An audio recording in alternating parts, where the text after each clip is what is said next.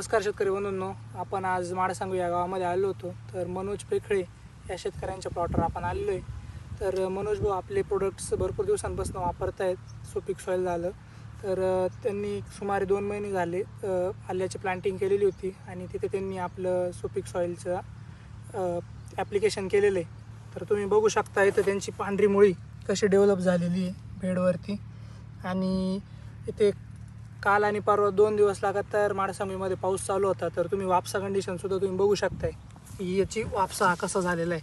तुम्ही अगदी सहजपणे जमीन इतकी भुसभुशीत झाली की तुम्ही इतकं आपल्या पांढऱ्या मुळ्या पण दिसत आहेत आणि सहजतेने तुम्ही इथं उकरू शकताय.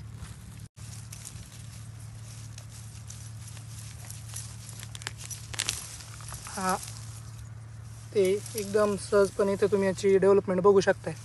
आणि इथे तुम्ही बघा पांढऱ्या मुळीची डेव्हलपमेंट कशी चाललेली. पद्धतीने तुम्ही बघू शकता की क्रॉपची ग्रोथ जी आहे अशी एक समान लेवलवरती सगळीकडे झालेली आहे.